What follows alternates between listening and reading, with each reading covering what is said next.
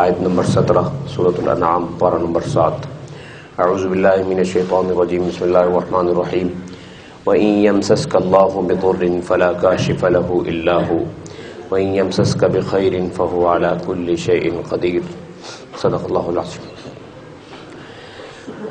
آیت کریمہ میں عقیدہ بتایا گیا کہ ایک مومن کا عقیدہ کیسا ہونا چاہیے، کہ دنیا میں نقصانات آتے ہیں، بظاہر افراد ہی سبب بنتے ہیں، کوئی ایک انسان سبب بن گیا، کوئی دوسرا بن گیا، تو انسان اسی میں محو رہ کر مایوس ہو جاتا ہے۔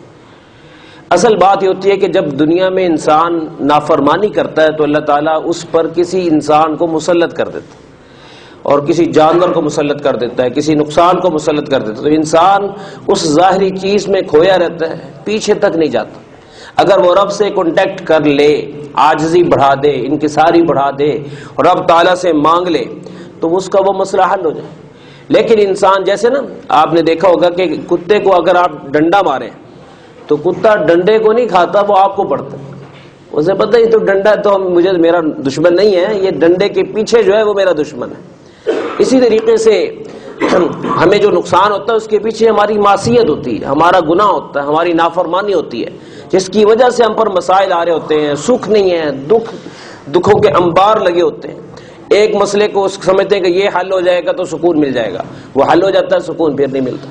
تو عقیدہ ذہن میں وَإِن يَمْسَسْكَ اللَّهُ بِضُرٍّ فَلَا كَاشِفَ لَهُ إِلَّا هُوَ، اگر اللہ تجھے کوئی تکلیف پہنچائے تو اس کے سوا کوئی دور کرنے والا نہیں۔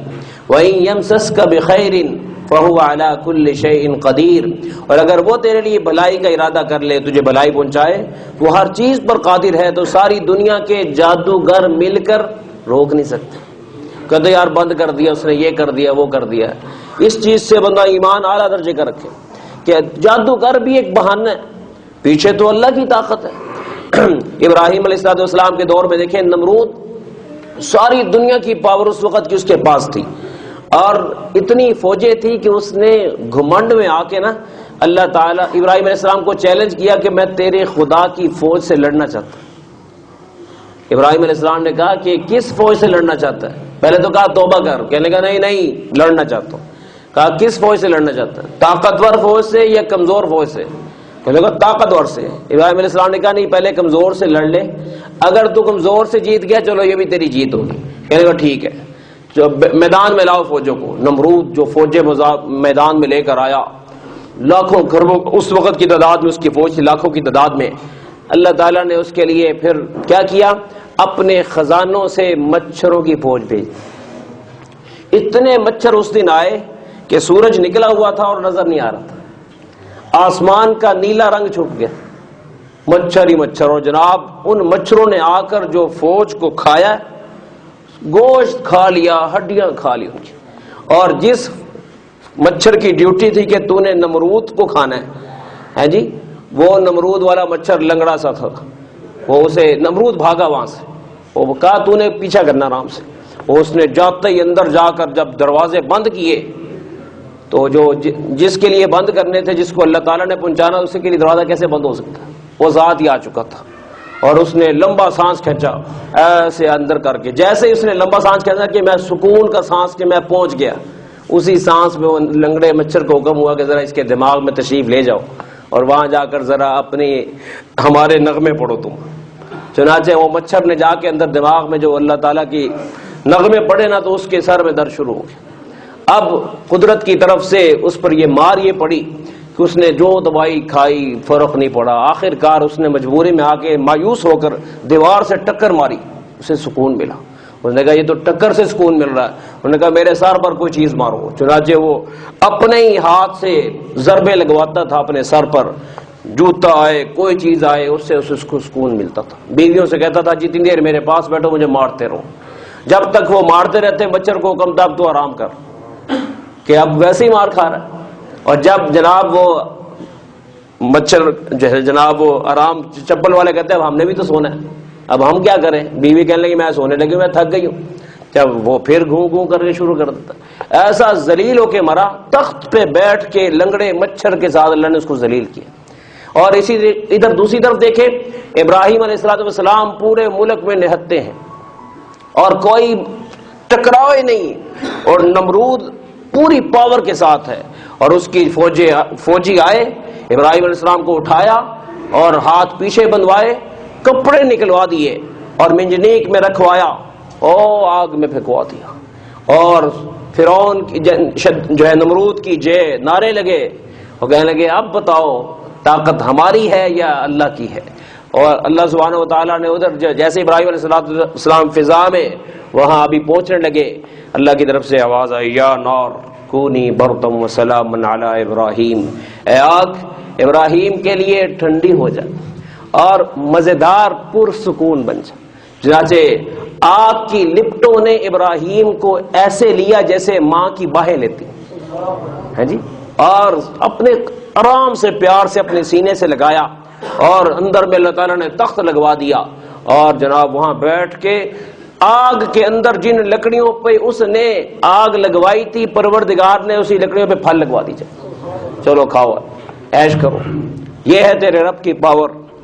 تو اس لیے فرمایا کہ جس کو یہ پاور مل گئی نا اس کا کام بنے گا، جو چیزوں میں گھومتا پھرتا رہا، ضربے لگاتا رہا کہ یہ کاروبار کر لو وہ کر لو، لیکن تعلق مع اللہ نہیں ہے، تو یاد رکھیں بھٹکتے پھریں گے۔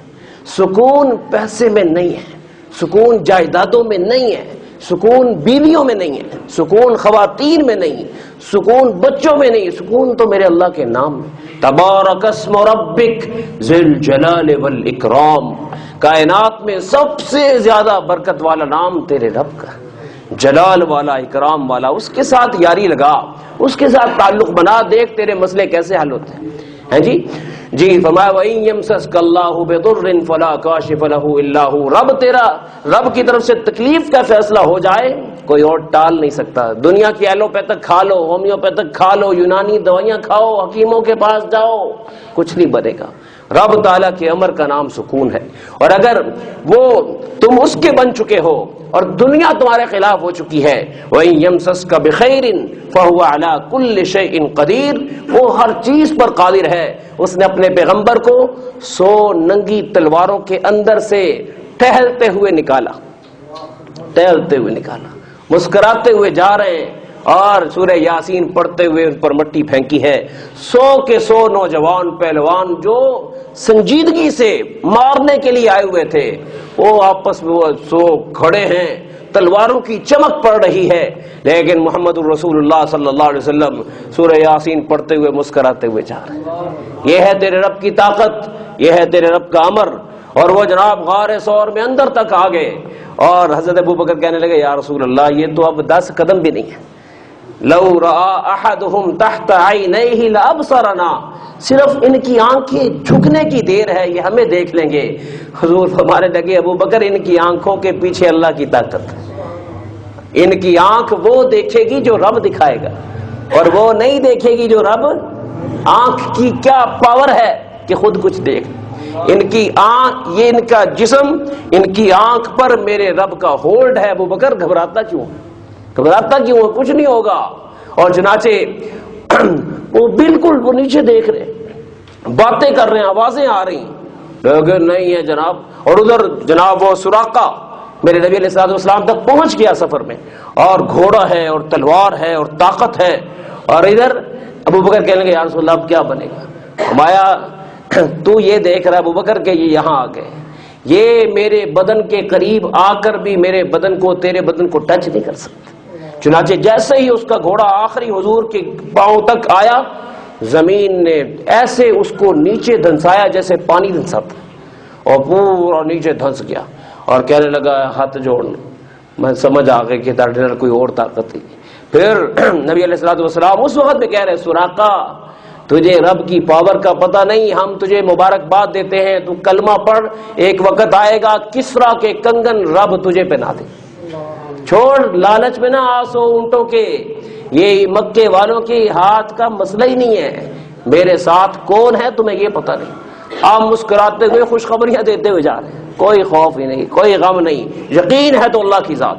آج ہمارے پاس لاکھوں روپیہ اکٹھا ہے، پر رات کو غمگین سوتے ہیں کیونکہ تعلق نہیں، وہ یار ادھر نہ کچھ ہو جائے، ادھر نہ کچھ ہو جائے۔ تعلق کو مضبوط کیجئے، سب سے زیادہ بڑا سرمایہ ایمان کا سرمایہ، جی فرمایا وَهُوَ الْقَاهِرُ فَوْقَ عِبَادِهِ، اور وہ اپنے بندوں پر اسی کا زور ہے، اسی کا کنٹرول ہے. وَهُوَ الْحَكِيمُ الْخَبِيرُ، اور وہی حکمت والا باخبر ہے، اسے پتہ ہے کون سا بندہ کیا کرتا ہے. ہاں حکمت ہے، ہر وقت میں جلدی پکڑتا نہیں، اور نیک بندوں کی دعاؤں کو حکمت کے تحت روک بھی لیتا ہے کہ یہ بندہ انسان ہے نا، جب پھنستا ہے نا تو اس وقت میں گھنٹوں گھنٹے لمبی لمبی دعائیں بھی کرتا ہے نا، تھکاوٹ نہیں ہوتی. جب طبیعت ٹھیک ہوتی نا تو گھڑی دیکھتا ہے کہ آج یار 10 منٹ میں نے دعا مانگی. تو اللہ تعالیٰ کہتے ہیں کہ وَإِذَا مَسَّ الْإِنسَانَ ضُرٌّ دَعَانَا لِجَنبِهِ أَوْ قَاعِدًا أَوْ قَائِمًا، جب انسان کو ہم کوئی تھوڑی سی تکلیف دیتے ہیں نا، آزمائش اس کے قریب کرتے ہیں، تو لیٹے بیٹھے اٹھتے ہمارا نام لیتا ہے اور تھکتا ہی نہیں. ہاں جی، اور پھر کیا کہتے ہیں فَلَمَّا كَشَفْنَا عَنْهُ ضُرًّا، جب اس کا مسئلہ حل ہو جاتا ہے نا، مَرَّ كَأَن لَّمْ يَدْعُنَا إِلَىٰ ضُرٍّ مَسَّا، بعد میں آنکھیں ہی نہیں ملاتا ہمارے ساتھ. بعد میں کہتا ہے یار کوئی نہیں ٹھیک ہے کر لیں گے، ٹائم ملے گا نفل بھی پڑھ لیں گے، یار ٹائم ملے گا تو کر لیں گے. ٹون بدل جاتی ہے بندے کی، اللہ قرآن میں ذکر کر رہا ہے. تو اپنی ٹون کو سیدھا کرو. یہ جو مسائل ہیں اسی لیے آتے ہیں کہ ہمارا کنیکشن صحیح نہیں، ہمارا اول بھی اللہ، آخر بھی اللہ، ظاہر بھی اللہ، باطن بھی اللہ. فرمایا وَهُوَ الْحَكِيمُ الْخَبِيرُ، اور وہ حکمت والی ذات ہے، اس کے ہر کام میں حکمت. اگر تم کسی مسئلے کی دعا مانگ رہے ہو اور وہ نہیں ہو رہا، حکمت ہے. یہ مت فیصلے کرو کہ اللہ سنتا، اس کی حکمت ہے، وہ جب چاہتا ہے جہاں چاہتا ہے اپنی مدد کے نمونے دکھاتا ہے. الخبیر باخبر ہے، اس سے کچھ چھپا ہوا نہیں.